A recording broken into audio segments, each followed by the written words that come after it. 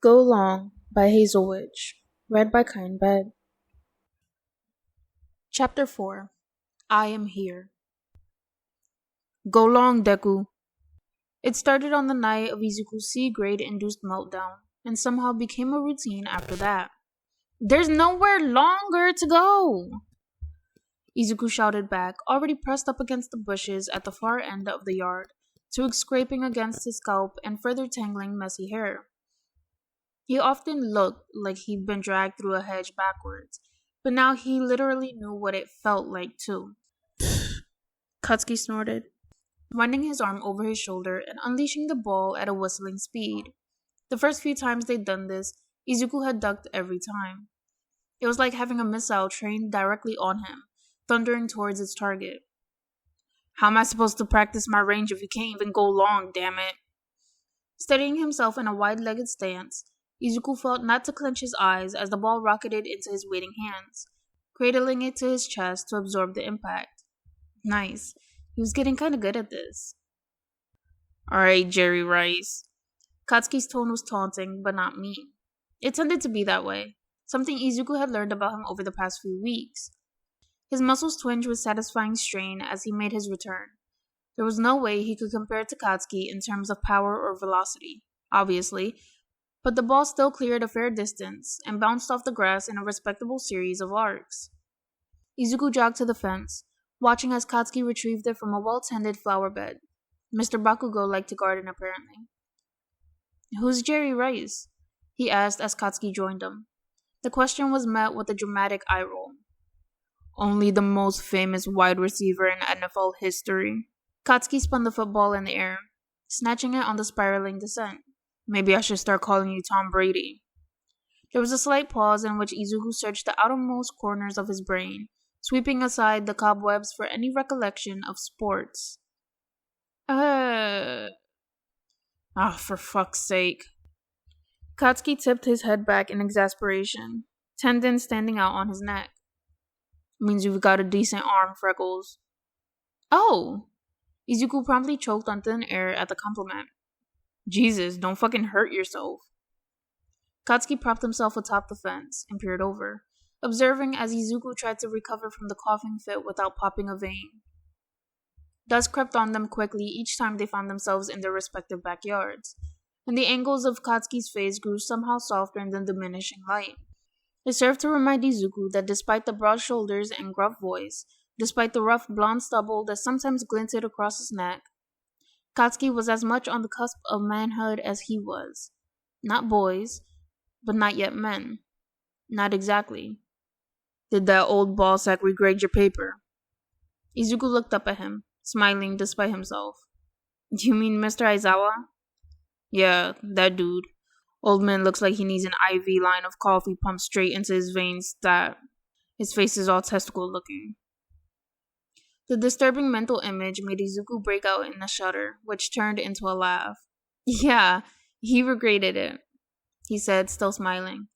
He's really the most amazing teacher, you know. Once you get past the surliness, he really cares about his students. It was true. Aizawa's insistence that Izuku give up one of his many commitments had come from a place of concern, and, as always, he'd been frustratingly correct. Since dropping out of the Science Olympiad, Izuku felt like he was back to spinning regular plates, rather than plates that were made of the fake glass they used in movies that shattered at the slightest impact, or like plates that were also on fire or something. Huh, sounds pervy. God, you're such a Neanderthal. Oi, say that to my face, asshole. I literally just did. Katsuki tried to hike a leg over the fence, face twisted up in a scowl that Izuku realized he no longer feared. Instead, he felt himself laughing again, watching as Katsuki tried and failed to clamber over the pickets in order to throttle him, the exertion apparently too difficult without a run-up. You're dead, Deku. Yeah, save it for your football meatheads. There was something nice about it, watching Katsuki scramble about like a rabid dog. Okay, maybe not nice per se, but grounding. Star athletes didn't usually tend to froth at the mouth, and it kind of made Izuku feel like he was getting to know the real Katsuki Bakugo, the boy behind all the acclaim and bravado. Slumping back to the grass, Katsuki grumbled and cursed under his breath. Oi, quit laughing. I'm sorry, Izuku blustered, clutching at his sides. Sorry. Katsuki poked 2 fingers towards his eyes, then jabbed them towards Izuku in the universal gesture for I'm watching you. It set Izuku off all over again. Shut the hell up. You're the quarterback. He couldn't exactly explain why it was so funny to see the boy who'd immediately become an icon at UA, the boy who Izuku had fastidiously avoided for over a month out of fear and a long-standing inferiority complex, be defeated by a few wooden planks. You try it then, you little shit. Izuku stopped laughing, mouth hanging open. Yeah, that's what I thought.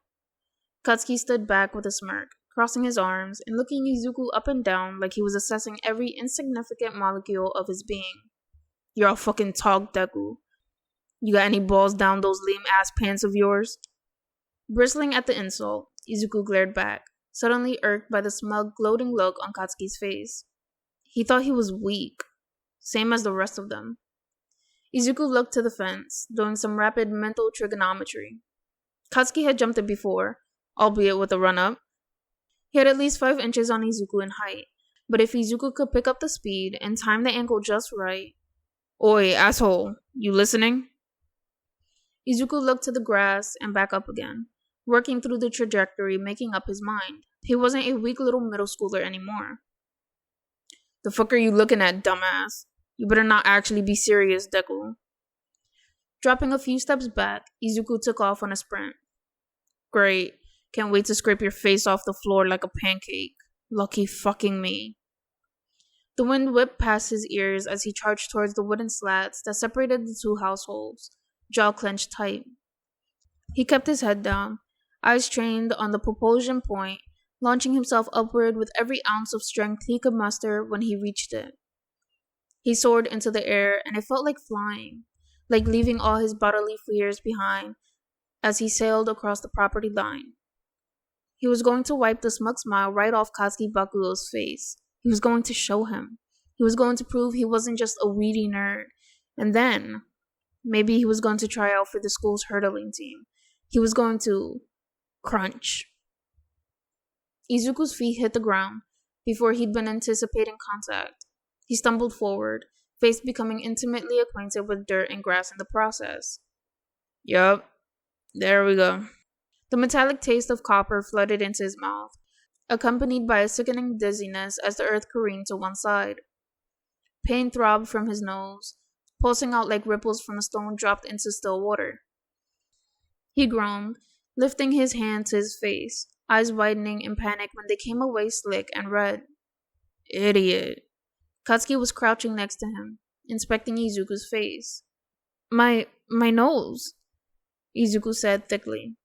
Yeah, that's what you get for face planting the fucking floor. Come on, up. Katsuki gripped under Izuku's arms, hauling him to his feet. I can't see shit out here. Too goddamn dark. You're gonna have to come inside. Okay. Izuku mumbled, and obediently followed him up the back steps. The Bakugo's kitchen mirrored Izuku's own in terms of layout, but that was as far as any comparison could be drawn. Where the Midoriyas were prone to leaving stacks of dishes piled on the counter to be dealt with another time, there was not a single crumb out of place in the pristine Bakugo household. It was exceedingly neat and tidy, and probably a much more hygienic environment in which to prepare food. But Izuku couldn't help but find it a little sterile. He liked the scrappy bits of paper tacked to his own refrigerator with gaudy magnets, various finger paintings and certificates tracking each year of his life as he'd grown. There was no sign of Katsuki's childhood here, no sign that the home was truly lived in. It'd only been a few months since they moved in, he supposed. How? Izuku winced. He'd held back the gasp of pain thus far, but it proved more difficult when Katsuki began prodding at his bloody nose.